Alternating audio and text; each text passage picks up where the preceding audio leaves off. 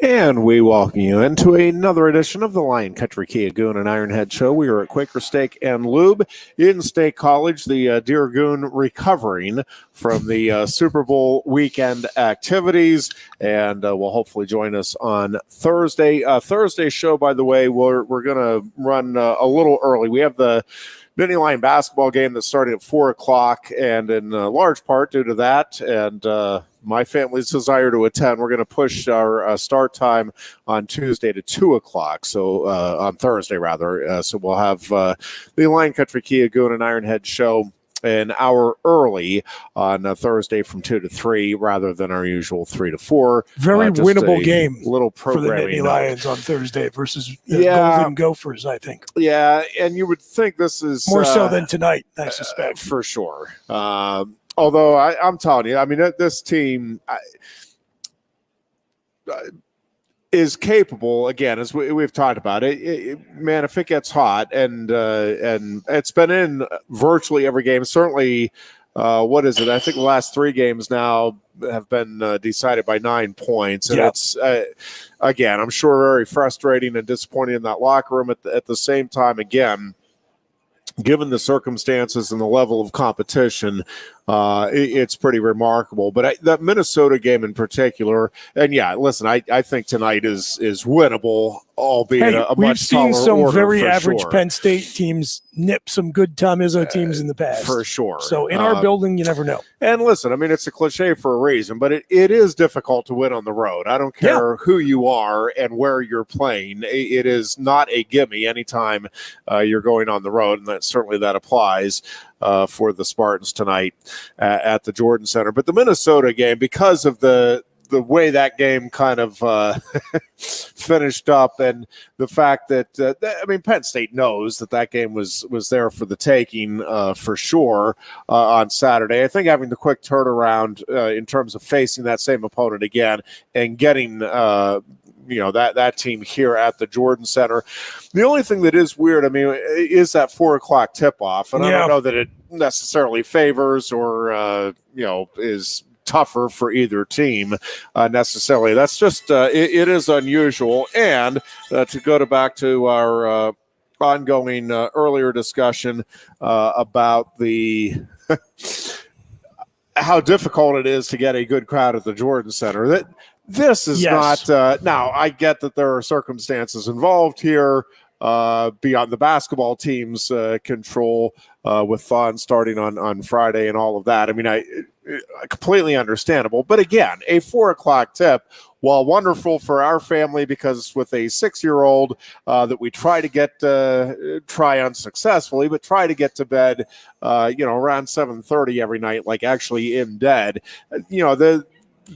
And 6:30 is certainly a very reasonable time for a family to go to a basketball game, but a little out of our ballpark and wheelhouse at the moment. So we're excited about the Thursday 4 o'clock start, but I think we are in the significant minority in terms of that time, being conducive. And again, as we've talked about it, with the amount of fans that you're counting on coming in from outside of the area, 4 o'clock, you're having to take a half day off work if you're, in the Altoona, Harrisburg, whatever area. And that's just, that's a tough sell, I think, for folks that are, again, trying to make other plans with families and stuff throughout the week. And even, single people, is that how you want to take half of a vacation day? Even the students, you're tough. Still into, class time for sure. Yeah. And so anyways, it is what it is, as the kids like to say. And so 4 o'clock on Thursday against a Minnesota team that, again, Penn State, I think, will be very anxious to try to get back at after the loss this past weekend. And as we keep talking about, this team does keep scrapping, keeps playing hard, does a lot of the little things that you're looking for as a basketball fan the right way. And you just think, as as you've thought so often over the years, that eventually this stuff has to pay off. And I do like the fact that, in the first year under Shrewsbury, this is what you're getting. And I think there's every reason to believe moving forward that this will be, and not that this roster is devoid of talent by any stretch, but I suspect, if Shrewsbury does stay for 5+ years, that we'll look back and say this was the least talented roster he had to work with. I think that's that's certainly his expectation moving forward. And again, that's not slighting the kids that are on here. I think there are some really good basketball players on this team that will continue to develop, those that will be returning after this year. But with that, I think being the case, again, I think many reasons for optimism, and certainly if you are a long time, as we discussed last week, long-time Penn State basketball fan, there's always reasons you can find to turn away from the program because you've seen this movie before. But I don't know that you've seen it from a first-year coach with this juxtaposition in terms of the number of different elements that played into what you're seeing on the roster this season. I mean, this is a very kind of last minute put together roster, and given all of the circumstances, again, in the league you're playing in, I think there's lots of reasons to be pleased, although certainly plenty of reasons to be disappointed with the results. But I think the effort and again, playing smart basketball by and large. This is not a team that has done some of the dumb things that we've seen in years past. And I think as the season has gone along, you've seen definitive progress. Again, maybe not with the results, but in terms of the play, the understanding where each other's going to be. And to me, again, even more so, the defensive effort and just staying with it even when the shots aren't falling or you're not getting the calls that you'd like to go your way. I do think there's a lot to be said for that. And we'll see how this thing finishes up this season. Obviously, a lot of things can still happen, good and bad, for this team this year. Obviously, a win tonight would be huge, but I think getting a win on Thursday is critical to just kind of keeping that the fans that are behind this team engaged and believing the better opportunities are around the corner. Just watching some of the I am fascinated by the curling. I realize it is not everybody's cup of tea, and I get and I can't explain to you my fascination, and I still don't understand from a strategic standpoint. Some of the stuff in the early shots, I'm like, well, why in the world? Like, why would you not try to get in? And it's obviously they know what they're doing, and the commentators seem to be on top of it. But I still couldn't, for the life of me, begin to explain the strategy behind it. But I'm fascinated by it. I'm with you totally. I've enjoyed it for several Winter Olympics, and again, half the time I don't know what the hell is going on strategically, but definitely. It's like my freshman year at Penn State. I played rugby for about 3/4 of the season, and then started to get more involved in the broadcasting end of other sports. And to this day, I absolutely love the sport. Yeah. I never did understand what exactly we were doing. I tried to do as best as I could with what the coaches and the veteran players were telling me, and I got the gist of it. But, man, there were times where I'm like, well, what in the world is going on? Why are we doing the scrum here? Like, it just but it was fun. And curling, again, to me, I would love to get in on the curling club or whatever it is and just learn a little bit about it, because it does seem like something right that everybody can do. I'm not saying everybody can do it at the Olympic level, but like bowling. I mean, you can go out and bowl. You don't have to know what you're doing, and I think it would be fun. We're going to take a trip to the curling alley tonight. And I think getting a group together would be a heck of a lot of fun to learn and then try to. I'll tell you what, if they did intercollegiate curling at Pagula and there were alcohol sales, I would be all in. That would be an electric environment when you had, a Penn State, Michigan curling match. Yeah. I'd be all over that.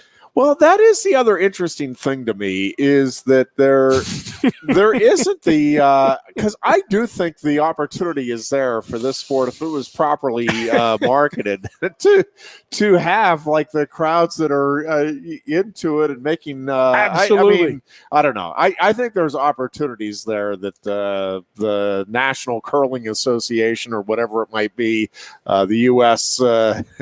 CA. Needs to take advantage of and get more continuous because I am only aware of it in the Olympic Games. There must be World Curling Championships every year. There must be National Curling Championships and all of that. The NCAA needs a win in the worst possible way. There you go, folks. It's right there. Seems like an easy one too. Let's talk about the Super Bowl. Your takeaways. I don't know. It was interesting. We had friends over and we were, watching the game and the commercials and the halftime show. And I wasn't even aware of the Eminem controversy. Now I'm kind of only mildly, and it kind of felt like the whole wardrobe malfunction with Janet Jackson at the time that it was on. I mean, it's like I noticed that it wasn't as big of a deal. I'll just put it that way. Like it wasn't like, oh my gosh, did we just see? It was like, do you want to know? I didn't even watch that happen live. Like it's only been the last few years that I've watched the Super Bowl halftime show. Yeah, because I always thought it was boring. I didn't care about it at all. Like that was when I got up and went to the bathroom and got another beer out of the fridge, or that was the other funny thing. So there was flipped around to different channels discussing, your favorite halftime shows over the years, and I'm like, to be honest with you, and I know we talk about it each year, and you analyze it ahead of time, or talk about it ahead of time and then analyze it afterward. Like there's only a couple that I even like. There are acts that I think perform. Like I know the Rolling Stones perform, but I can't tell you that I actually remember anything specific about the performance. The Shakira J-Lo performance, I will say, that one is embedded in my mind. Understandable. As a young single Ironhead, well, not that young, but a single Ironhead, thoroughly enjoyed that show. And I actually do. I like Shakira's music, and again, much like curling, I don't understand.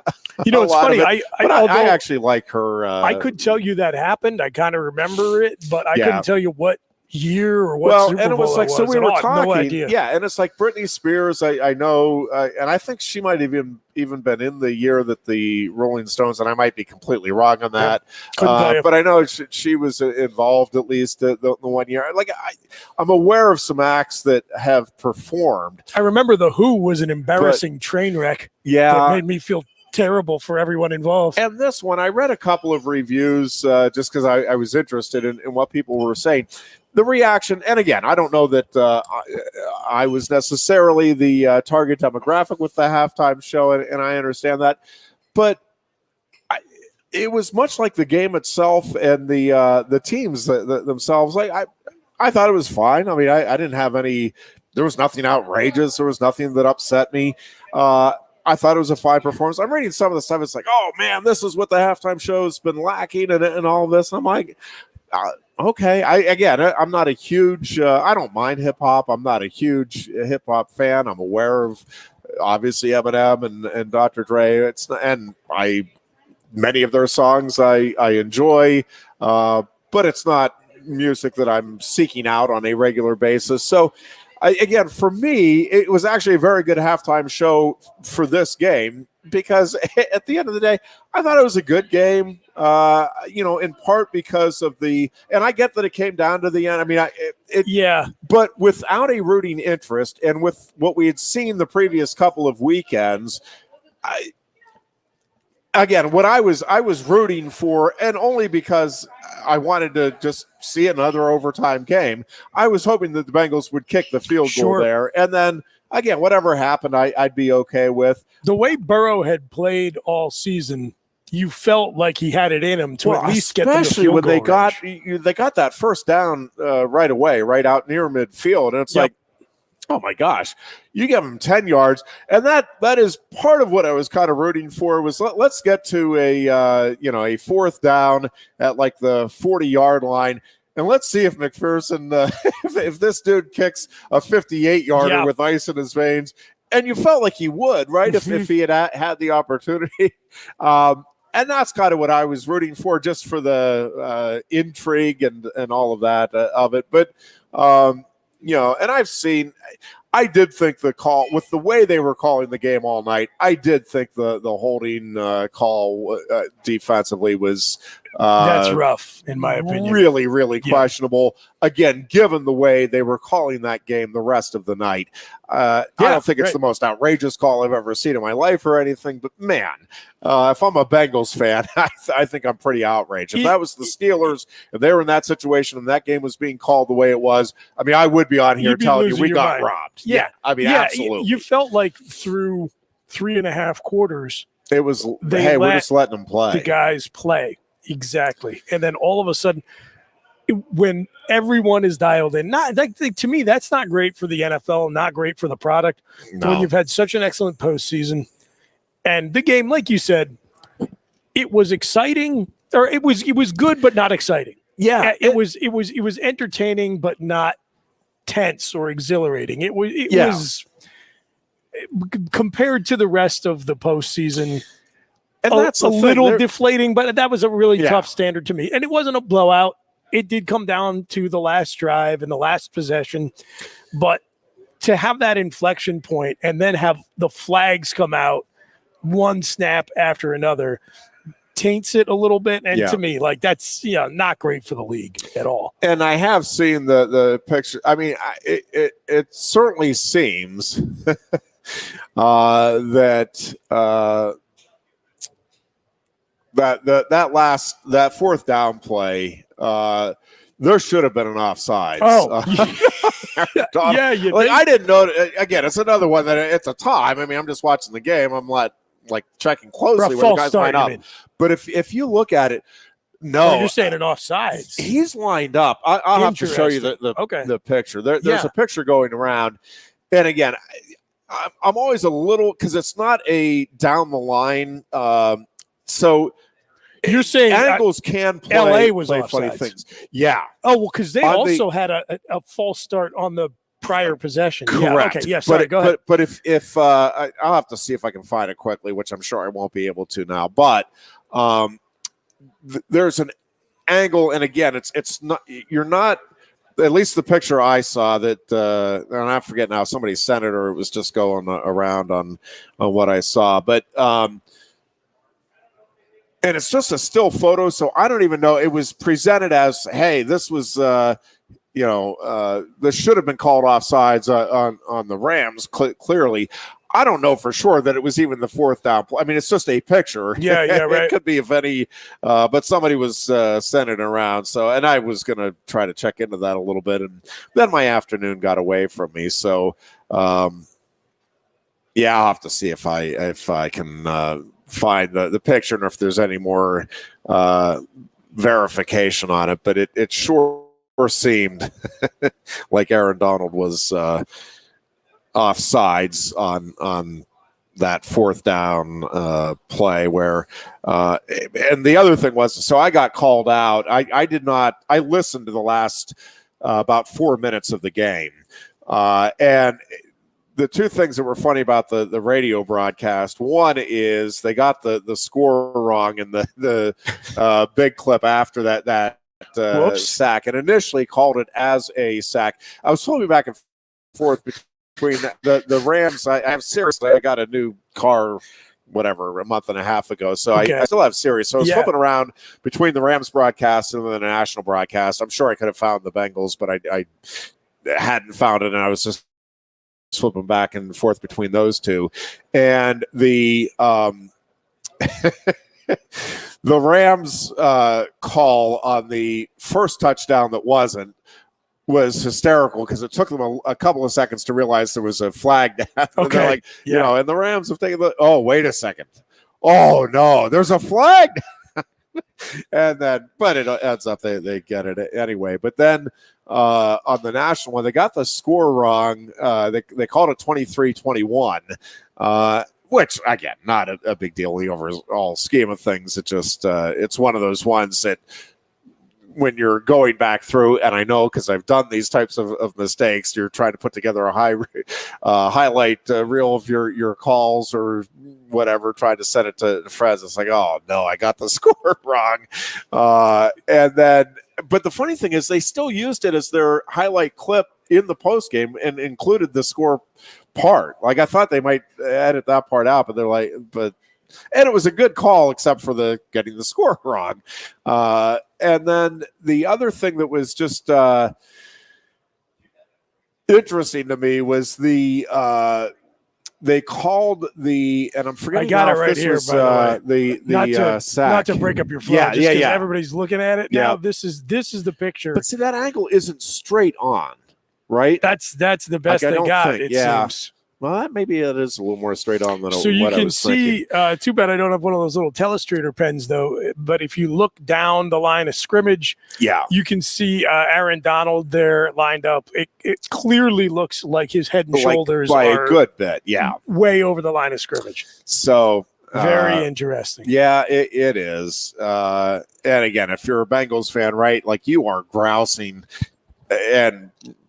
I think rightfully so today about those two, that missed call, because that to me is even a bigger deal. Because I think by the letter of the law and the rule book, that probably was holding. It's just they let so many other letter of the law holding and pass interference calls go that it does seem bordering on outrageous that they called it at that point of the game. Along those lines, do you think there was a missed face mask call on the Bengals' long scoring play? I do. Yeah. And again, I didn't see it at the time, and I wasn't even aware of that one until afterward.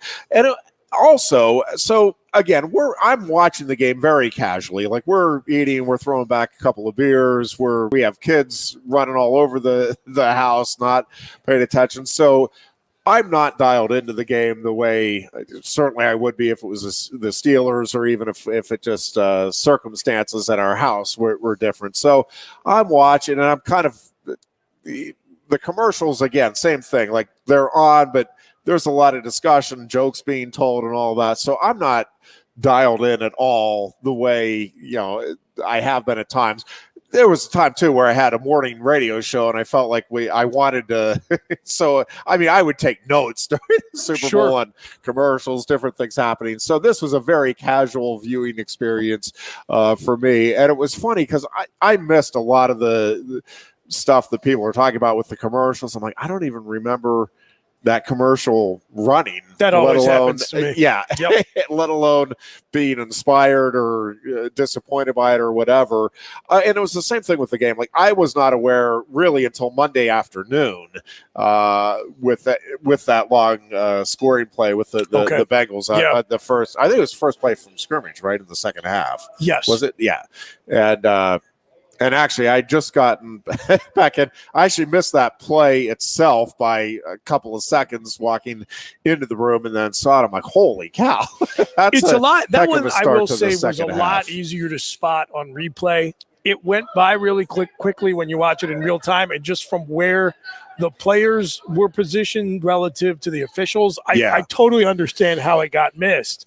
But when you see it from the other angle, like clearly he gets his hand on the guy's face mask to create some separation. I also ask, and I do this periodically, and it drives some people nuts. I don't know if anybody watching or listening today, it drives nuts, but I'm going to risk driving you crazy again here. And others are on my side, but I'm going to go back to my age-old argument here, which is, for years since instant replay has been utilized, Ironhead, man, the reason we use replay, and I've never been a proponent of using replay. I'm still not, for a wide variety of reasons. One is it does disrupt the flow of the game. I'm not convinced that we ultimately get that many more calls right. You certainly get more right. I will grant you that. But this is one of my big problems, and this was pointed out. I don't even know. It might have been pointed out on the broadcast even at the time, but this was not a reviewable face masking. It's not. Well, right. If the point is to get it right, and to not have games decided by improper calls, that is a huge factor, right? Like, this is a game-changing play. Why would you not be allowed to review it? Well, no, we can't. But the whole point is you want to get the calls right. Well, yeah, but we can't review every call on it. Exactly. You can't. And this has been my argument for years, not with the face masking. And that actually does seem very bizarre to me that you can't review. Again, if a guy gets dragged down by the face mask, ought to be one of the easiest things to confirm. Right? Like, why would you not want that reviewed? The argument has been, listen, you can find holding on every play. Fine as far as it goes. But again, if you see a blatant hold, the left tackle, you have,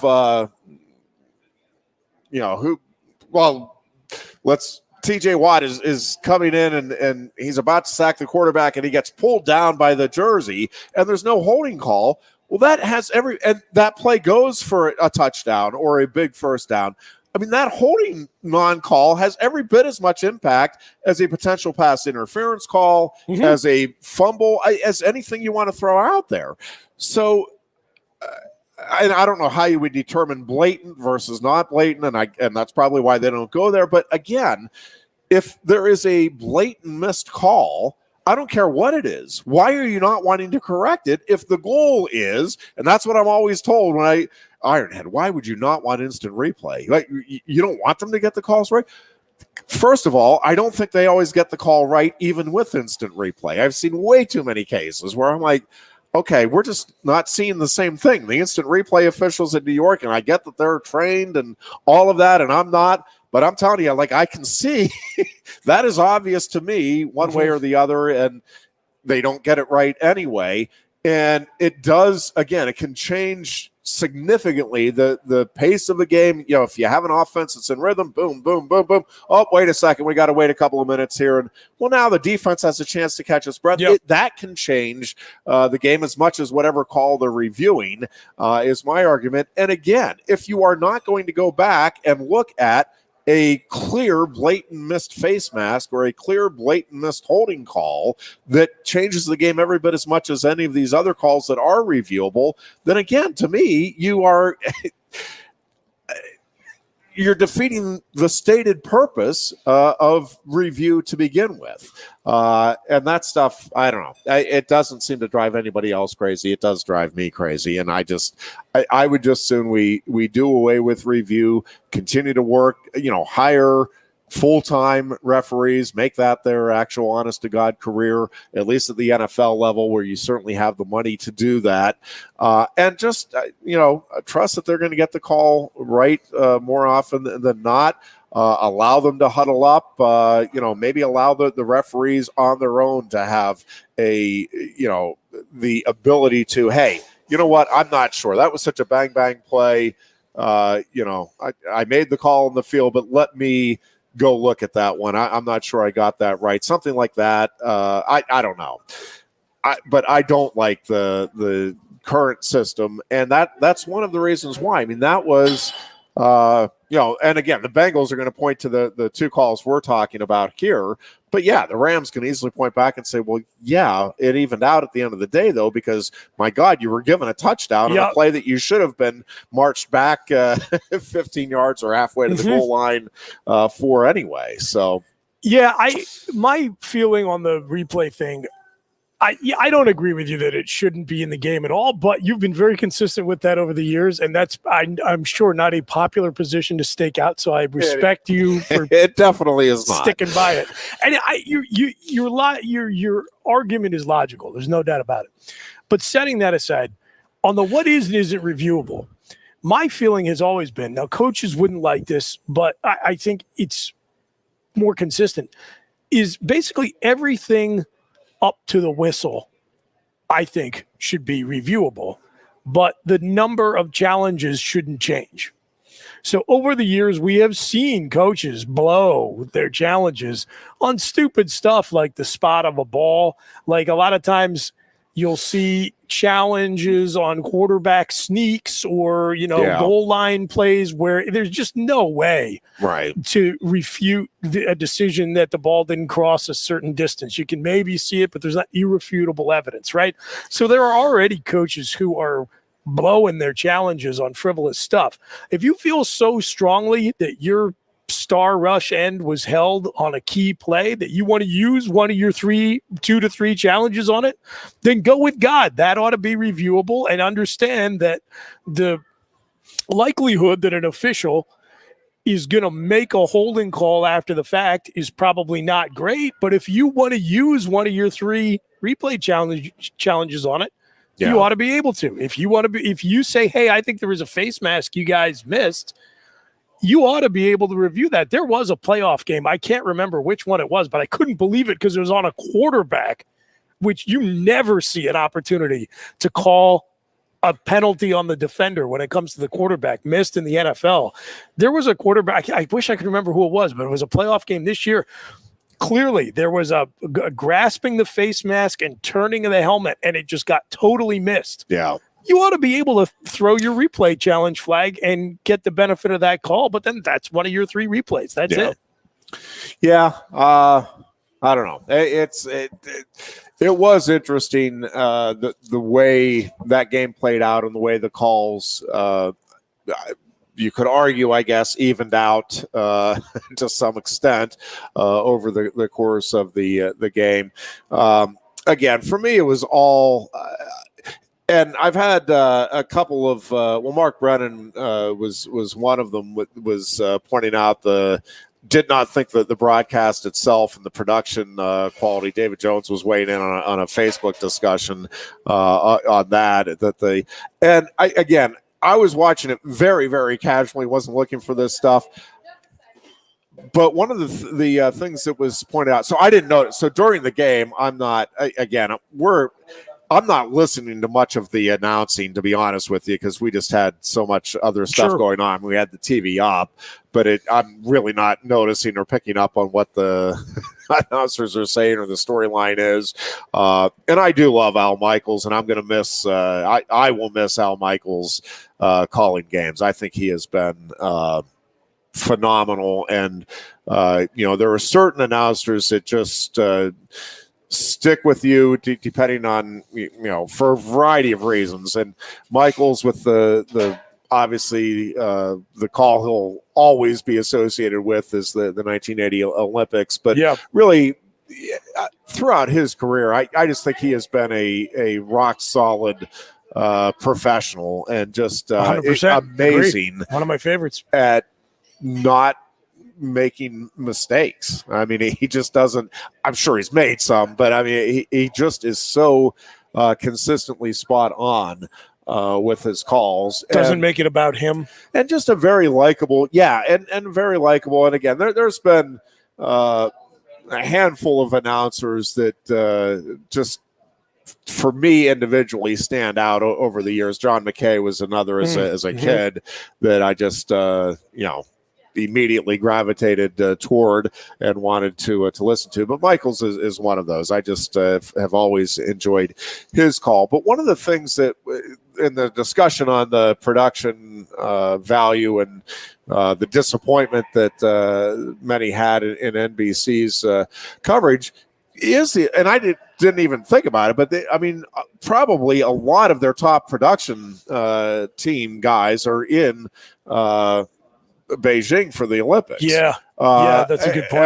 I never even thought about it. I would be interested. I don't know that they would ever break it down, or maybe they have and they've let everybody know. But I don't know how many people that were working that Super Bowl were working the first time in a Super Bowl versus, and how many. I don't know how they would grade out their production talent, but how much of the guys that would normally be, or gals that would normally be on the Super Bowl production were in Beijing, or vice versa. And I don't know if, because of the Super Bowl, maybe there's some top talent that's not in Beijing, at least for the first week or so. I mean, I have no idea, obviously, but it was something I never even thought about. I'm like, well, that's interesting, because they do have, there are like, Bill Amin, who works at WPSU, or at least did. I've lost touch with Bill the last couple of years, but he would always take off time to go cover the French Open, and it was a huge deal, and it was one of the things that he had a passion for, and looked forward to helping out with the production of that. But same thing, if he got pulled, if any of these people get pulled in a different direction, how does it affect the overall flow of a broadcast? But that's the other thing too with the NFL coaching challenges, and I think it's less so in the NFL because there are so many cameras and so many angles at every game. But you do have, like, if the camera for whatever reason just wouldn't have been on I can't fathom a situation again in the NFL in particular where you wouldn't have somebody following the ball. So I get it. But if you have let's just say it is a blatant face mask that's at the line of scrimmage, and you see, you're the coach, and you see the guy grab the face mask and pull the guy down. Right. And then they go to review, and it's like, well, we don't have an angle that shows, this angle, we can see the guy's going down, but we can't see exactly definitively why. Again, I mean, no system is ever going to be perfect, and I'm not asking for that. But I mean, you can see where a coach would be infuriated knowing definitively, absolutely 100% this happened, and nope, you lost a challenge because we don't have a good angle of it. And again, that's, to some extent, there's a limit to what anybody can reasonably be asked to do, but that would suck, knowing that, no, I'm right. I saw it definitively. Yeah. Yep, we don't have an angle that shows it, so you lose. I mean, that sucks. But again, that's also part of the nature of the beast. But yeah, the whole game, I don't know. The game, yeah, it was a very good game. It was relatively entertaining. I didn't think either team played great. They had moments where players stepped up for sure. I mean, obviously, Kupp on the last drive for the Rams was phenomenal. The defense rose to the occasion for the Rams. I thought both defenses, with the exception of the Bengals on the Rams last drive, both defenses played really good games against really good offenses. But it just didn't seem, I don't know. And maybe the expectations were, although I didn't really have specific expectations either, so I'm not sure that was the case.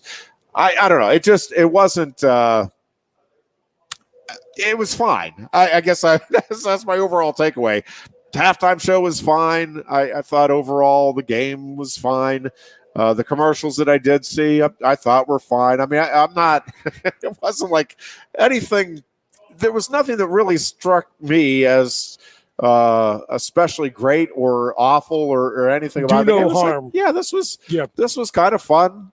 Good way to spend a few hours with some friends, and be it. It's interesting. It is the first game this postseason, almost to me, that felt like it pretty much followed the script that you would expect going in. Because if you just looked at the matchup of those two teams, the biggest issue that to me just stood out like a glaring sore thumb was the mismatch of the Bengals offensive line versus the Rams front four. Like, how is this offensive line that let Joe Burrow get sacked 9 times in a playoff game possibly going to contain this pass rush? And to me, that was the difference in the game, not just on that last play, but throughout the whole game, they didn't have an answer. Yeah. Yep. And in those prop bets that we were doing, by the way, national anthem over hit. We got it. What was there had to be, and I meant to look this up. This week has just completely gotten away, but there had to be a prop bet on the the first touchdown pass for Cincinnati not being thrown by Burrow. And there couldn't have been many people that did it, but man, there was. I forget what the could, odds were, but yeah, it was good. I mean, it had to be pretty astronomical against, and maybe even that Mixon specifically would be would throw that. First touchdown my pass. buddy did put something like some small like $5, $10, $20 on Cincinnati having a touchdown pass from a non-rostered quarterback, but it wasn't that it was the first score. So, I mean, that was like exponentially more unlikely that it being the first score. So who knows? I forget how much he won on it, but it was, it was a good return because even that was relatively unlikely. Well, yeah, you're not, I mean, a lot of things that have to, obviously you have to have the play call, which is not going to happen often, but then you have to actually execute it and have it result in a touchdown. That's, an unlikely I scenario. do kind of feel like the Philly special has screwed up play calling in the Super Bowl now. Everybody wants to run a trick play. They even called a very similar throwback pass to Matt Stafford. Yes. And usually those plays. And that did not, that went the way. They work out the way it worked out for the Rams. Yeah. Far more often than the way it worked for the Eagles. So, I don't know. And he was wide open too. Oh yeah, totally. I mean, yeah, but look at Matt. There's a reason why Matt Stafford's not a pass catcher, right? Yes. Speaking of which, you got him in the hall right now or not? Yeah, I would just on these statistics. You think right now for sure? Slam dunk or marginal? I don't know about slam dunk, but I mean, if I was marginal a voter, I would put him in just on the statistics, and I do think, I mean, he was the difference maker. There's a lot of difference makers on that Rams team for sure. And it is a stacked roster. So I don't think the fact that he's won a Super Bowl necessarily, because again, that roster was designed, him being part of it for sure. Yeah. But I mean, that is an amazing, when you talk about talent, that is an amazing roster that they were able to compile and put together. But they've been using that approach for the last few years, and it was not until they made the quarterback change that any of it mattered. Right. I don't know that you pursue someone like Beckham or get him to sign with your team. Same with Von Miller, unless you already have Stafford in place. Yeah, I think that's probably a fair point. And it is going to be interesting to see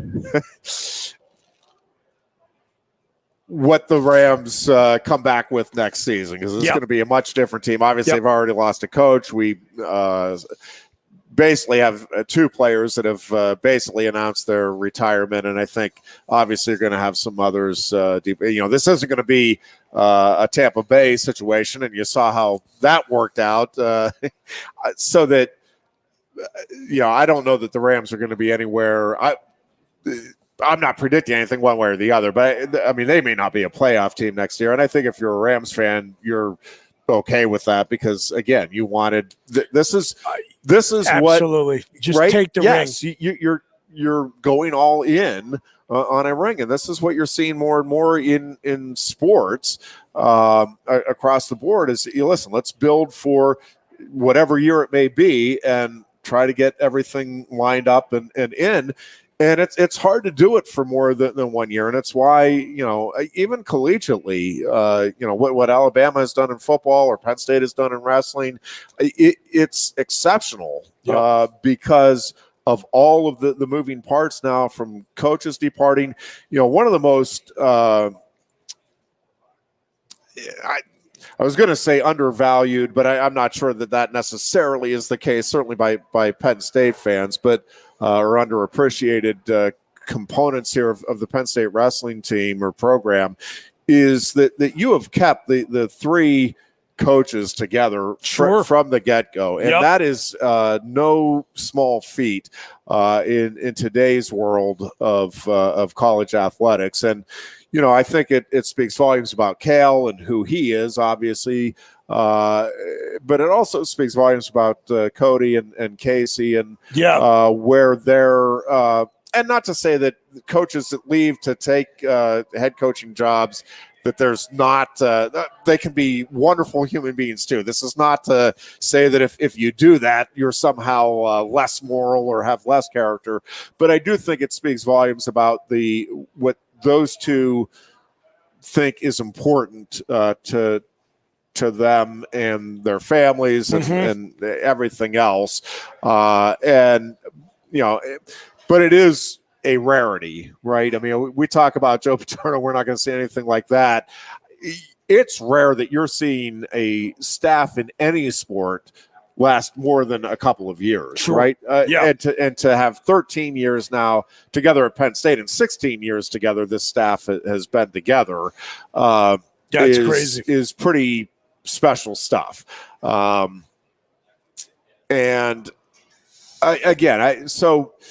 when you look at the NFL or again college athletics now or any of these professional sports teams, it really I think is increasingly, and yes, it doesn't mean you're not trying to build for sustained success, and I think the Bills are doing that, but it is really hard, and this is this has been an ongoing discussion for many years. Would you rather have, and I think sports fans all have one answer. I wonder about the players and coaches overall. I think at the end of the day, probably everybody is on board that you'd rather have the ring than being a consistent contender.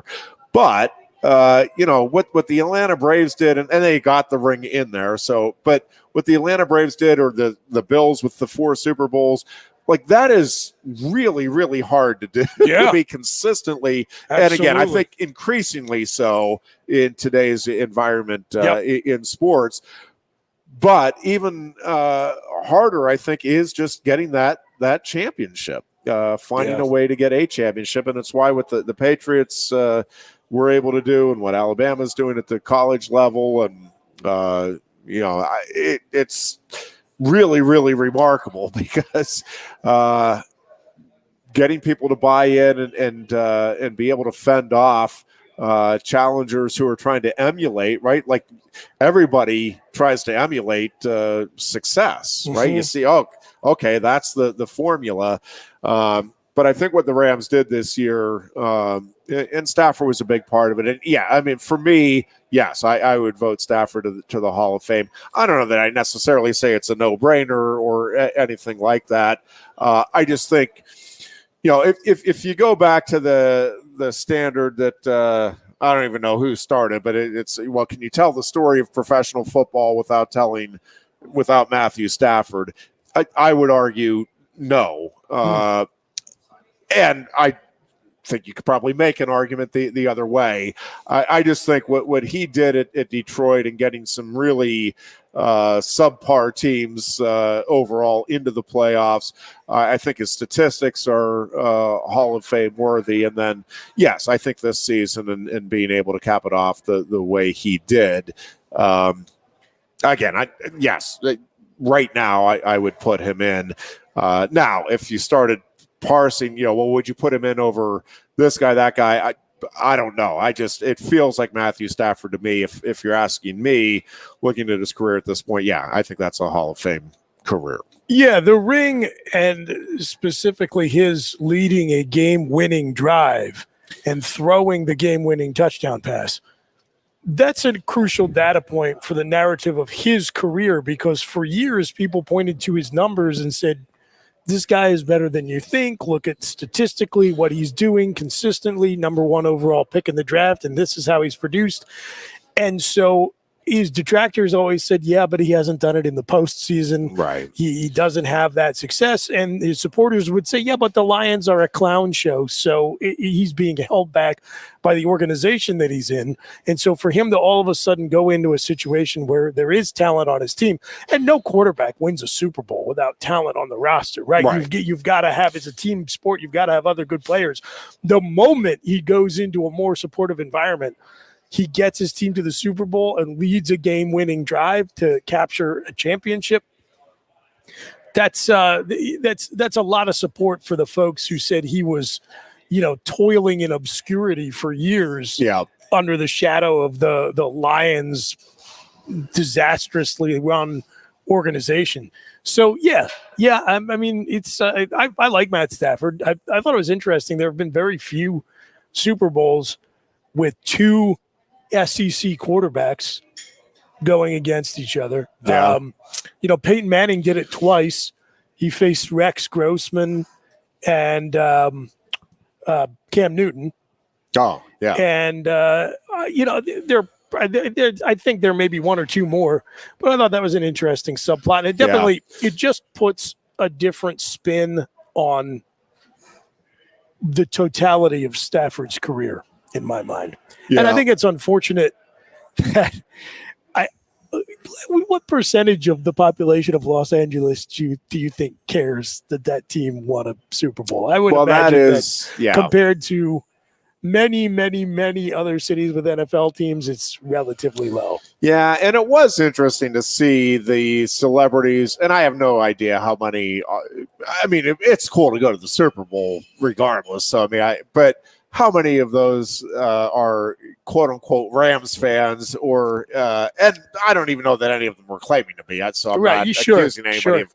But it was like, this is why. And I suspect many of them would have been there if it was because it was in LA. Yep. So whether it was the Broncos and Browns or whoever, they still would have showed up. But it was interesting to see. Kept scanning the stands for the celebrities and added, I guess, a little element of interest for the non-sports fan who always tunes in and checks out the Super Bowl just because it is a spectacle and a tradition now in America. So, did see Al Golden accepted the job as Notre Dame's defensive coordinator, which I did think was interesting and a good hire by very Notre interesting Dame. hire. Yeah, it is. A lot of these career trajectories they're just interesting to watch. I'm not credited to the people that can take a job.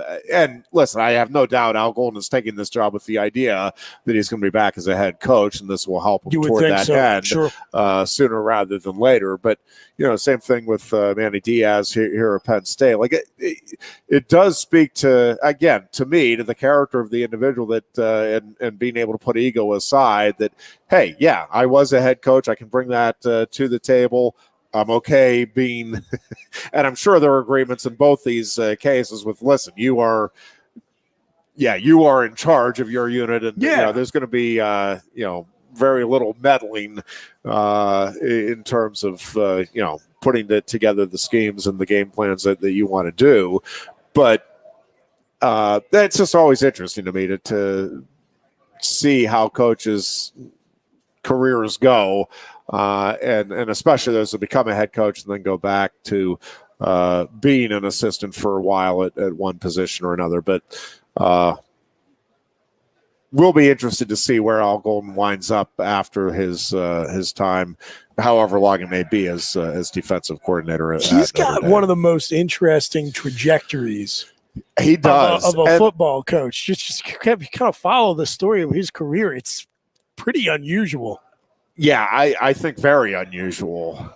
And I don't even know. I mean, I have no idea, like, what his – he obviously wants to be around football. Like, I don't know what his ultimate, dream job would be. Is it coming back here and being head coach at Penn State? Is it being a head coach in the NFL? Is it being at any, Power 5 prestige program? Is it just the NFL that would be the ultimate?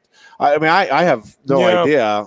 But it's just, again, interesting to me to see where he's been, where he's at, and where he ultimately ends up with his coaching career. His opportunity to get familiar with another recruiting territory as part of like a top 7, top 10 program is setting him up to enhance his resume in a way that I think could put him back in contention for a head coaching job in college. Now, again, maybe not a top 25 job. Yeah. But there's plenty of other good opportunities out there to be a head coach that I think would be a good match for Al's skills. And he got kind of a rough deal with the Miami job because I don't think anybody down there was really prepared to get whacked by the NCAA to the degree that they did shortly after he took the job. Yeah. So he was behind the 8 ball to begin with. And then, again, to your point, when alma mater calls, it's hard not to pick up the phone. So he danced with the interview process when Penn State was looking to replace Bill O'Brien, which I know irritated a lot of the Miami folks. Like Warren Sapp called him out directly on social media while that was going on. And I think that hurt him both with recruiting and with booster relationships. And then, Miami has been shown over the last 20 years to be a harder place to win than you might think, given their history and reputation. So, sometimes if you get put into one of those spotlight positions and it doesn't work out, often for reasons that are entirely or at least partially out of your control, you could become very unfairly damaged goods. And that's what I think happened with Al. And he was lucky to get the lifeline from, I think it was Jim Clemens, a Penn State guy, brought him onto his staff with the Lions. And then that's allowed him to kick around the NFL up until this year. He's a linebackers coach in the Super Bowl and parlays that into a job back into the college ranks with Notre Dame. That is going to wrap up our show for today. Again, Thursday's show will air a little earlier. Well, not air, stream a little earlier. We'll be going from 2 to 3 rather than our usual 3 to 4. So, again, you can join us on Thursday here at Quaker Steak and Lube at 2 o'clock as we'll have another edition of the Lion Country Kia Goon and Ironhead show. You never know. Maybe Goon will show up for Thursday's show as well. Stay tuned to see if the recovery is complete by that point. Until then, be good and be safe. Bye, everybody. Bye.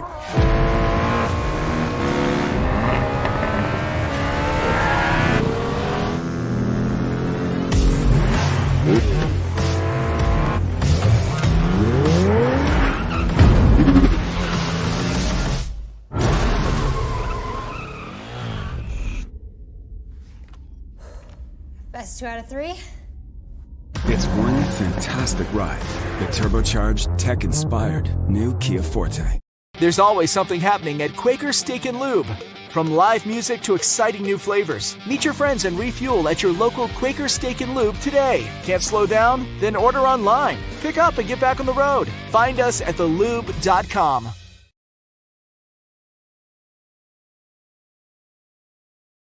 He's not getting that car in there. No, sir. Hey, look at these two troublemakers. Johnny, how are you? Wicked car, is that new? Yeah, it's a Sonata. Let me park it. Oh, you're not fitting your car in there. Chris, stop being a smarty pants, all right? Look who's got Smart Park. Even Bruiser can park it. Just hit the clicker. I can park it anywhere. Beaver Stadium? Parked it. Even the Jordan Center? Parked it. Even Medler Field? Even Bruiser parked it. Hey, you can't park there. He's got Smart Pack! Wicked smart. Blaze Alexander Hyundai. It's wicked smart.